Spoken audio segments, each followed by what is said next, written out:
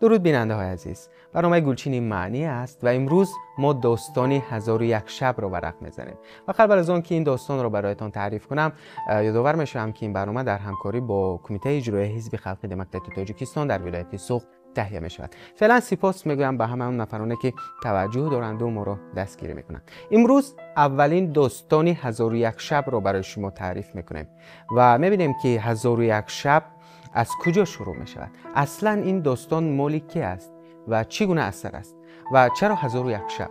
1001 شب در ردیف سیمبادنامه، مرزباننامه، کلیله و دیمنه از جمله آثار بسیار ارزشمند ادبیات کلاسیکی فارس و تاجیک هست که با محتوای بسیار عمیق خودش، با محتوای تعلیمی خودش، نه تنها در ادبیات تاجیک بلکه در ادبیات جهان نیز تأثیری بسیار باسزا دارد. هنوز در عصر 17 متن کتاب 1001 شب به زبان فرانسوی ترجمه شد و این دلیل آن است که این اثر در میان مردمان دیگر ممالک عالم چقدر نفوذ و تاثیر داشته است و این نشان دهنده اهمیت فراوان این اثر محسوب می شود. بله، وقتی که ما به تاریخ تالیف همین گونه اثرها از جمله 1001 شب توجه میکنیم، واقعا به نظر چنین میرسد که همه خلقیت ها از جمله خلق تاجیک نیست برای تربیت نسل خود همیشه کوشش به خرج دادن. وقتی که ما به تاریخ همین افسانه ها، از بس که 1001 شب هم بنیاد افسانه‌ای دارد، نگاه میکنیم همه خلقیت ها برای تربیت همین نسل خود همیشه کوشش نمودند که اثرهای به میان آورده باشند. 1001 شب فراگیر قصه های مردمان آریای تبار، مردمان هندو و عرب هست که بسیار دلانگیز و دلنشین است و در موضوعات تربیوی، اخلاقی، موضوعات تعلیمی، حتی موضوع عشق و محبت، موضوع راستقولی، راستکاری، راستکرداری، پندار نیک داشتن و موضوعات خیلی زیاد که در این اثر گنجایش داده شده است، اهمیت این اثر را در میان تمام فارسی زبانان بالا برده است. 1001 شب دارای حکایه های پند و اخلاقی اهمیتی بلند داشته که در تاریخ ادبیات تاجیک هم مقامی به نهایت والا دارد و امروز در بسیاری از زبانهای دنیا ترجمه و نشر گردیده است و محققان وطنی و خارجی به او نسبت به او اظهار عقیده نمودند و به او بهای بلند گذاشتند. رابرت المک،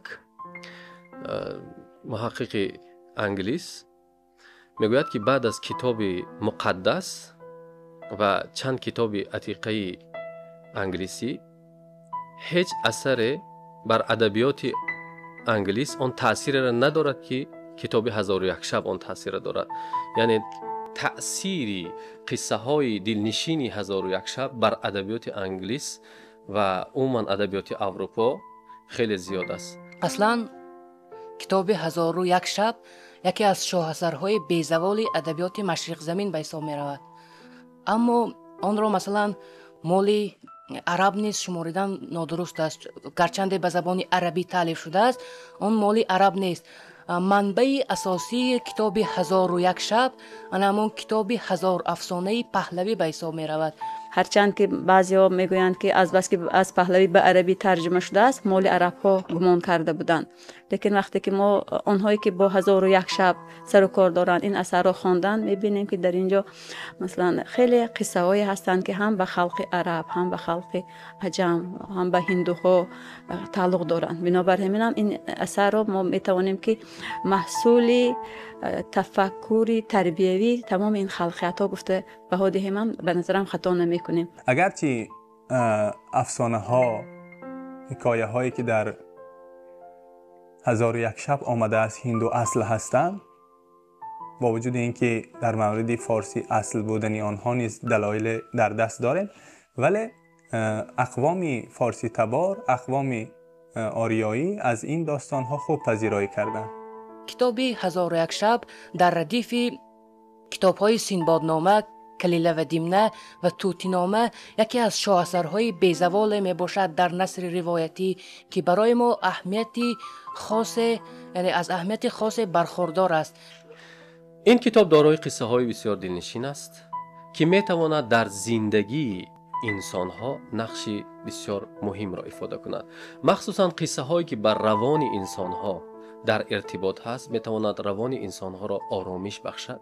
در این اثر شما زیاد می توانید این قصه های پیدا کنید و مقصد اساسی پدید آمدن این کتاب هم در همین است، یعنی درمان کردن روان انسان ها. امروز بشریت همه چی دارد ولی یک چیز به اون نمیرسد، آرامش. و این آرامش را آدم ها می توانند در کتاب ها پیدا کنند یا با شنیدن قصه های خوب و دلنشین پیدا کنند. هیچ دارو و درمان نمی تواند روان پریشان انسان ها را درمان کند مگر شنیدن حرف های خوب، شنیدن قصه های خوب و دلنشینه که تواند به او حسی آرامش بخشد. آرامش چیزی نیست است که انسان ها روند در جای اون پیدا کنند. آرامش چیزی هست که باید آدم ها حس کنند و این حس در وجود ما شنیدن حرف های خوب، شنیدن قصه های خوبه که در کتاب 1001 شب هست میتواند تامین کند. برای همین من توصیه میکنم به هر کسی که خواهشی دریافت آرامش هست و میخواهد حسی آرامش به دست بیارد و تخیل و تفکر و اندیشه خودش را انکشاف دهد، به این کتاب رجوع کند و از قصه های دلنشین و دلپذیر این اثر برای خود بهره بردارد. خب 1001 شب نام گرفتن این کتاب، این اثر پیش از همه وابستگی دارد به سیوژتی این اثر.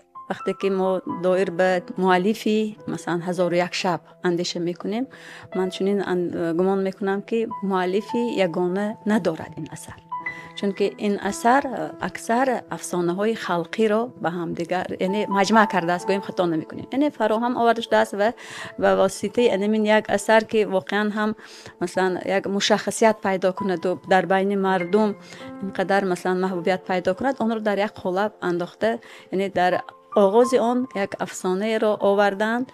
داستان از اینجا شروع می شود که در زمانهای کهن پادشاه بود از آل سامان که پادشاهی مقتدر بود. قلمروی بزرگ هم داشت. 2 پسر داشت با نامهای شهرباز و شاهزمان. شهرباز پسری کلانی بود و شاهزمان پسری کوچکتر. وقتی پادشاه از دنیا رفت، شهرباز همچنان یک پادشاهی قدرتمند باقی ماند و قلمرو پدرش را بزرگتر کرد. شده بود پادشاهی هند و چین. شاهزمان که پسری کوچکتر بود پادشاهی سمرقند شد. 20 ساله بود که 2 برادر همدیگر را ندیده بودند و از همدیگر دور بودند. شهرباز یعنی فرزند کلانی، شاهزاده یا ملکزاده کلانی، خواهش پیدا می شود در قلبش که با برادرش همنشین شود، چون خیلی فرصت بود که آنها با همدیگر را ندیده بودند. بعد از این 20 سال شهرباز برای برادرش نامه میفرستد که به دیداری ما بیا تا همدیگر را ببینیم. 20 سال می شود که از همدیگر دوریم، مشتاق دیدار همدیگر نیز شده ایم. بیا تا ببینم که چه حال و احوال و روزگاری داری. شاهزمان هم نامه را قبول میکند و خیلی خوشحال می شود و رهسپار ملک برادرش می شود. در نیمه های راه به یادش می رسد که هدیه‌ای که برای برادرش گرفته بود، آن هدیه را در قصر گذاشته است. دوباره به قصر خود یعنی به سمرقند برمیگردد تا تحفه را همراه خودش بگیرد. اما در این هنگام می‌بیند که همسر او با غلام خود به این ملکزاده خیانت کرده ایستاده است و این حالت را می‌بیند، عصبانی می‌شود و هم غلام و هم همسرش را چیکار میکند؟ سرشان را از تنشان جدا میکند و با اندوه و ناراحتی زیاد به سمت ملک برادرش میرود. خب هنگامی که میرسد 2 برادر همدیگر را ملاقات میکنند و همدیگر را در آغوش میکشند، از همدیگر احوال پرسی میکنند. اما در این طول تمامی این مدت شاهزمان بسیار ناراحت بود و شهرباز هم پی برده بود که حال برادرش اونقدر خوب نیست. باره هم از او پرسید که چرا اینقدر غمگین هستی، چرا اینقدر ناراحت هستی؟ بعد این همه سال که همدیگر را ندیدیم باید خوشحال و خرسند باشی و اما حالا که من میبینم حالت اینقدر خوب نیست. چی شد؟ چی برایت ناخوش بود؟ یعنی انسان وقتی که به مشکلات روحی دچار می شود، رنگ زرد در مردم هم هست که رنگ سفید یا رنگ زرد نشانی چی است؟ مایوسی و ناامیدی و حالا چی؟ غمگینی را ایفاده میکند و این نمیخواهد اون قصه را بازگو کند. خب میگوید حالا میگوید که به هر حال اون غمی که من دارم تو تحملی شنیدنش را نداری. خب میگوید هرچی باشد بیا همراه به شکاری آهوان میرویم و این میتواند همون روحیه یا همون استرسی تو را برطرف کند. و همین طریق این خواهشی رفتن را نمیکند و در سرای قصری برادرش میماند و برادرش به شکار میره. ولی شاه زمان همچنان اندوهگین بود و در کنار قصر نشسته بود. خود به خود فکر میکرد تا زمانی چشمش به یک منظره میافتد و دقتش پریشان میشود. میبیند که خاتون یعنی همسری برادرش با همراهی 20 غلام و 20 کنیز دیگر در گوشه قصر عشق ورزی میکند. شاه زمان از دیدن این منظره درد خودش را فراموش میکند و از دل میگذراند که درد برادر از درد من بیشتر است. هم همسرانش به او خیانت میکنند و هم خودش از این بیخبر است، خبر ندارد. و خاطر همین گفت پس من نباید ناراحت شوم، درد برادرم از درد من بیشتر است و باید شکرگزار و خوشحال و خندان باشم. روحی ناآرامی این پادشاه او را در برابر مقایسه های میگذارد که اصلا اون مقایسه ها درست نیست. همانگونه که میگفت که درد برادرم از من بیشتر است یا کمتر است و به همین خودش آرام میداد، تسکین میداد، در حالی که درمان اون از راه دیگر بود. درمان پادشاه را فقط با یک راه ممکن بود و آن راه هم چی؟ توسط قصه ها، توسط افسانه ها، توسط روایت ها شناسانیدن چهره خود به خودش. خلاصه از پسی همش میبراید، میگوید که خوبش همه این را باید فراموش کنم و یک زندگی آسوده خوش داشته باشم، چون علاج واقعی از این نیست. چون من اون گمان میکرد که فقط همون به همین مشکلات دچار شده. همین طور که میگشت برادرش شهرباز از شکار برگشت و شاهد خوشحالی برادرش شد. روز در قصر هر دو تنها ماندند. شهرباز به شاه زمان گفت برای 2 سوال دارم. اول اینکه دلیل این همه غند و اندوهت چی بود و چرا یک بارت رفتارت عوض شد و اینقدر خوشحالی؟ خب برادرش شاه زمان میگوید که من شاید بتوانم که سبب مایوسیم را برای تو بگویم، ولی برای من مشکل است بگویم که چرا خوشحال هستم عین حال.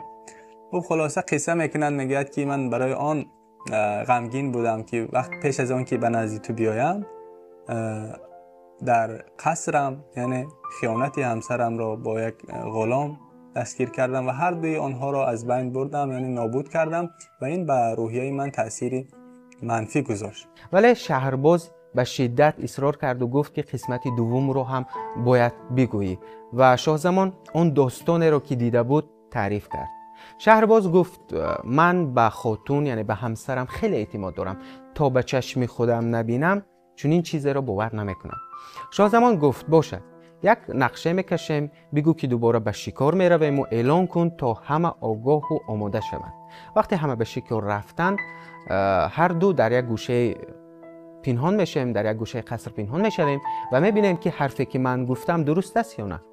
همین کار رو هم انجام میدهند. اعلان میکنند که قرار است باید به شکار روند، ولی شهرباز و شاه زمان در گوشه از قصر پنهان میشوند و دقیقاً همین اتفاق رخ میدهد. قصر خالی می شود، غلامان و کنیزان می آیند، خاتون هم می آید و همان نقلی که برادرش کرده بود همان منظره عیناً تکرار می شود. واقعاً برادرش هم می بیند که وضعیت آنگونه هست که برادرش شاه زمان گفت به او گفته است. از این قصه واقف می شود و دیگر هیچ چاره برای خودشان نمی بینند. میگن که این ملک زادگی واقعاً کاری ما نیست، شایسته ما نیست، ما نتوانستیم یعنی واقعا اصیل زادگی خود را حفظ کنیم. بنابراین اینها چی کردن؟ ترک دربار کردن. دو شهریار دارالملکشان رو ترک میکنند و در بیابان سرگردان میشوند. باور داشتند که دیگر به دردی پادشاهی نمیخورند. در بیابان دوباره صحنه‌های دیدند که 10 چند و 100 چند از غم آنها بیشتر بود و فکر کردند که غم خودشان در مقابل غم ملت چیزی نیست. گویا اصلا ما غم ندیدیم. غم مردم از غم ما بیشتر است گفتند. یعنی آن خیانت ها، آن مثلا دروغ ها، آن فتنه هایی که آنها دیدن واقعا هم چی بود؟ چندین مراتبه از آن بود که آنها در دربار از خاتون های خودشان دیده بودند. به همین آنها دوباره چی میکنن؟ قرارداد میکنن که بیا دوباره به قصرهای خود برمیگردیم و کمی اون روش زندگی شاهانه و ملکزادگی خود را تغییر میدهیم. دو برادر از همدیگر در همین جا جدا شدند. شاه زمان دوباره به سمرقند به قصر خودش برگشت و به گوشه عزلت گرفت و غمگین و تنها همانجا نشست و کار خاصی انجام نداد. اما شهرباز بسیار عصبی بود.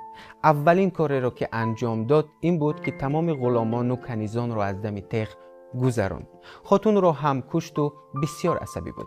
دستور داده بود که هر شب با دختر نکاح کند و شب اول که گذشت آن دختر را بکشد.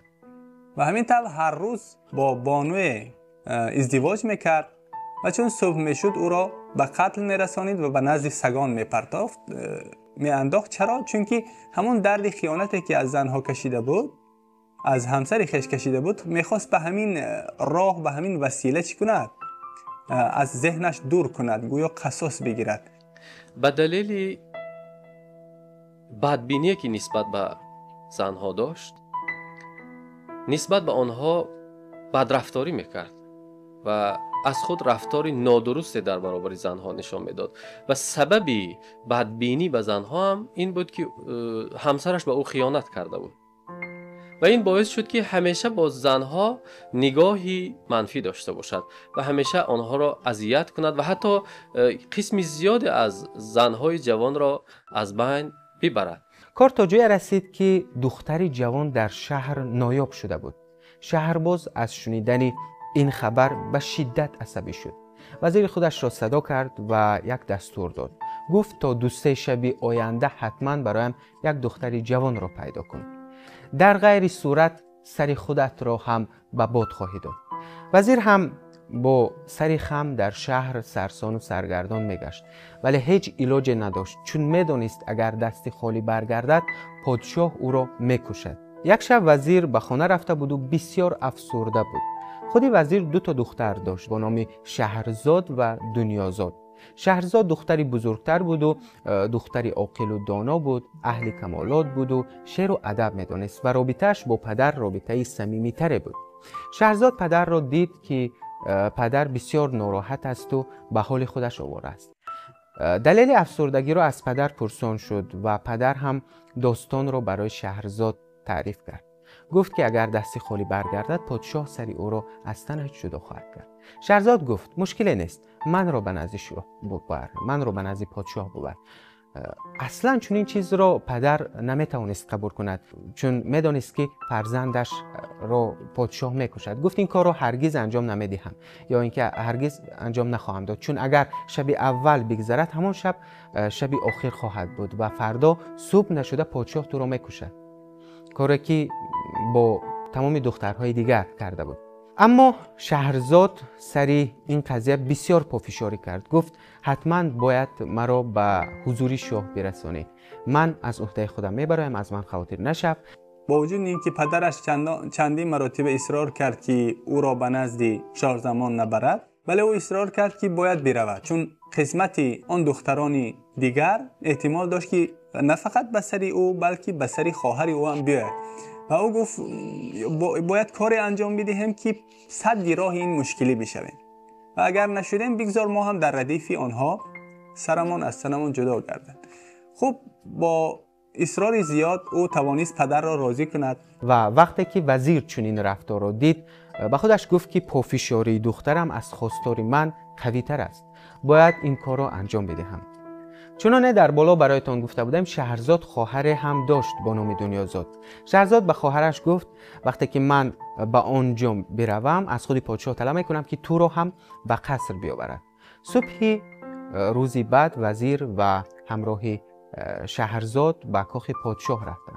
وزیر گفت که دخترم میخواهد با شما ازدواج کند، با تو ازدواج کند. شهرباز هم از شنیدن این سخن بسیار خوشحال شد و گفت بسیار خوب، این شب را هم میگذرانیم، ولی قرار و قانون و قاعده همانو میماند، یعنی عوض نمیشود.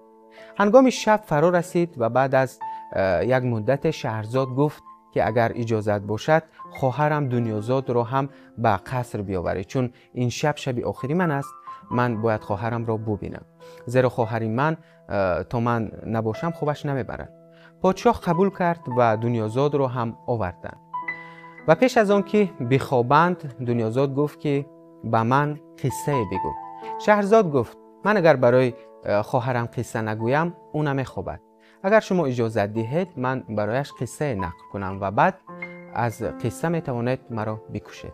پادشاه قبول کرد و گفت باشد، من هم خوابم نمیبرد و قصه را بگو. شاید قصه گوها هستند، ولی روش قصه گویی را هم دانستن خیلی مهم است.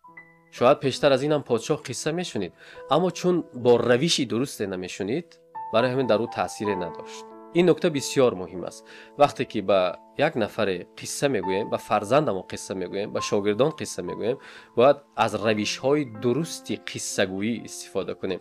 قصه را طرزی گوییم که برای زندگی امروزش تواند تأثیر داشته باشد. اون قصه ها برای گذشته نیستند. ما وقتی قصه میگوییم، قصه را با زمان امروز، برای امروز و برای پیشرفتی مخاطب ما باید در نظر بگیریم و انگیزه، باید قصه های گوییم که انگیزه داشته باشد، قصه های گوییم که آنها را به کار، به کوشش، به تلاش، به پیشرفت، به آموختن علم، به اندیشیدن، به دوست داشتن، به محبت ورزیدن، به حمایه مرز و بوم وطن، برای یک پارچگی و محبت بین انسان ها آنها را تلقین کند. همین طریق شهرزاد اولین قصه 1001 شب هم از همین جا شروع می شود.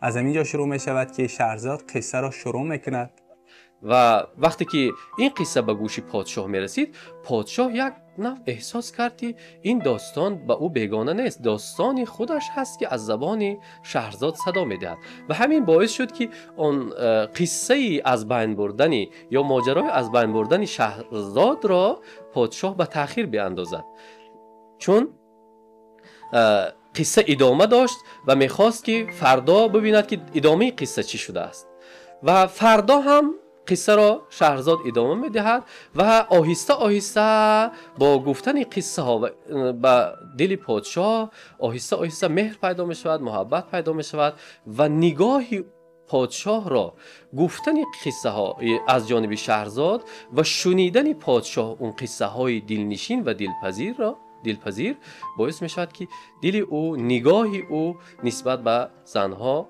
عوض شود. و همین طریق شهرزاد از اولین بانوان، از اولین دختران می شود که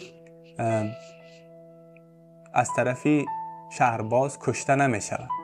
یعنی 1001 شب وقتی به او قصه می خواند، برای شهرباز نیز قصه خوشایند می افتد و به قصه های شهرزاد چی گوش می اندازد و همین طریق 1001 شب آنها قصه های شهرزاد را گوش می دهند و یکی از عامل هایی که این قصه، یعنی این کتاب 1001 شب نام گرفته است، هم به واسطه به همین مسئله ارتباط دارد.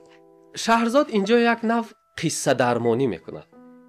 پادشاه بیماری روانی داشت، بیماری روانی که بر اثر تعصب، بر اثر بدبینی ایجاد شده بود و پادشاه هیچ چیز دیگری را، هیچ کس را قبول نداشت و هیچ زنی را دیدن نمیتوانست، چون از بس تعصب و بدبینی نسبت به زنها در او غلبه کرده بود. اما شهرزاد تصمیم گرفت که با راه قصه درمانی او را توبت کند، یعنی با راه قصه گفتن. این تأثیر ادبیات نشان میدهد. ادبیات عامل بسیار مهم و سازنده هست در تربیت انسان ها. اگر از کودکی ما با بچه ها ما قصه بگوییم، با آنها افسانه بگوییم، با آنها روایت بگوییم، البته روایت های درست، آنها در آینده تربیت درست خواهند دید و آنها خوب پرورش خواهند یافت. سخن سردفتری دیوان عشق است، سخن گنجینه سلطان عشق است. یعنی سخن اقتداری نهایت قوی دارد. با واسطه سخن شهرها می سازند، با واسطه سخن عشق و محبت خود را اظهار میکنند. با واسطه سخن، یعنی اقتدار سخن بود که شهرزاد از طرف شهرباز زنده ماند و جان به سلامت بود. گاهی می شود یک سخن زندگی یک نفر را تماما دیگر کند. انمار شیمه که 40 سال حیاتش را به آموزش آثار مولانا بخشیده است، میگوید یک بیت مولانا باعث شد که من تماما زندگیم را تغییر دهم و 40 سال به تحقیق و آموزش آثار مولانا مشغول گردم. گاهی میتواند یک سخن، ببینید یک نفر با شنیدن یک بیت 40 سال حیات خودش را میبخشد. باید نو بس از آن که مردم بیشتر به فضای اطلاعاتی امروزه بیشتر شوق و هوس دارند و اینترنت هوس دارند و توسط آن زود مثلا اکثر می شود که مضمون های اساس چنانه که خودتان گفتید به فوری یک معلومات دسترس می کنند و به همین قانع می شوند. به فکرم خواننده بینندگان ما بیشتر به کتاب در برابرین، من نمیگویم که یک طرفه باشد، در برابر استفاده همین فرهنگ تکنیکی امروزه ما باید که از کتاب هم بی بهره نمانیم. متاسفانه تکنولوژی های جهان معاصر باعث شده است که مردم از شنیدن قصه ها، کودکان ما از شنیدن قصه ها یک اندازه دور شوند. امروز با تلفن یا با این دستگاه های الکترونی جدید مشغول هستند، ولی هیچ کدام از تکنولوژی های معاصر، هیچ کدام از این دستگاه های معاصر نمیتواند جای شنیدن قصه های خوب را اشغال کند و جای این قصه های خوب را هیچ چیزی نمیتواند پر کند. چون در قصه های گذشته ما همیشه تربیت، انکشاف ذهن بچه ها مد نظر بود و وقتی که شما به بچه قصه میگوید ذهن او باز می شود، زمینه های فکری او باز می شود. هر انسان دارای یک استعداد خاص هست که هیچ نفر دیگری در دنیا اون استعداد ندارد و برای اون استعداد رشد دادن باید ذهنی بچه ها را رشد دهیم و ذهنی بچه های ما با شنیدن قصه های خوب و دلنشین، با پرورش کردن خیال های اونها میتواند بیدار شود. وقتی که اون تفکری سالمی بچه ها بیدار شد، آینده خوب منتظر آنها خواهد بود. خیلی از قسمت های سوژت این قصه ها هشدار دهنده هستند. یعنی حیات از همین گونه مشکلات، حالا مثلا این یکی از نمونه از این قصه ها بود یا این آغاز این کتاب بود.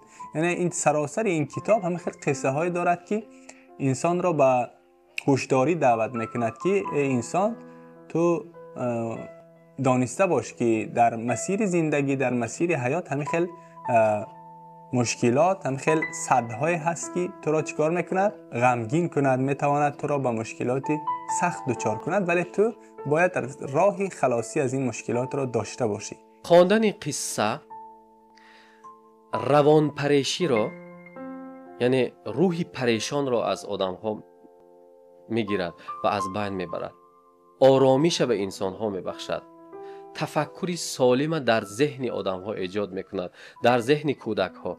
ببینید همین قصه که درباره‌اش صحبت میکنیم، 1001 شب، اصلا پادشاهان با شنیدن قصه ها رغبت داشتن. شهرزاد برای کی قصه میگفت؟ برای پادشاه. حالا اگر پادشاه که در کمال ثروتمندی و قدرت نشسته است با شنیدن قصه اگر احتیاج داشته باشد، چرا کودکان ما با شنیدن قصه نیاز نداشته باشند؟ چرا یک تاجر با شنیدن قصه نیاز نداشته باشد؟ چرا در مجموع انسان ها با شنیدن قصه نیاز نداشته باشند؟ این قصه ها ذهن انسان ها را، روح انسان ها را، روان انسان ها را درمان میکند. و شهرزاد با گفتن 1001 قصه به پادشاه روان او را درمان کرد.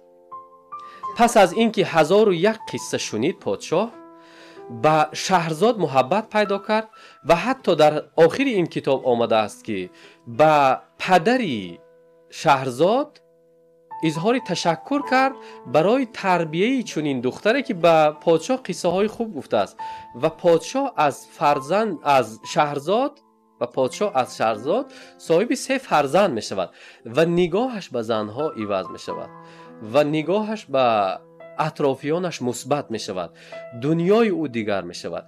یعنی هیچ چیزی دیگری نمیتونست این کار را برای پادشاه انجام دهد. کاری که یک قصه میکند، کاری که یک بیت میکند، کاری که یک اثری ادبی میکند، هیچ دارو و هیچ درمانی نمیتواند اون کار را انجام دهد. سخن از عرشی برین آمده است، بحر پاکان به زمین آمده است. سخن گنجینه بزرگ است که برابری از زبان پدید آمدنش چون دوری گران و جلوبخش شنونده را به خودش جلب میکند. سخن نوشدارویی را میماند که بیماران را قوت و مدار، هستی و توان و نیروی و جان میبخشد. ما در برنامه‌های بعدی حتما قصه های جالب و شنیدنی را از همین کتاب، یعنی از کتاب 1001 شب برای شما خواهیم آورد. حالا باشد تا دیدار.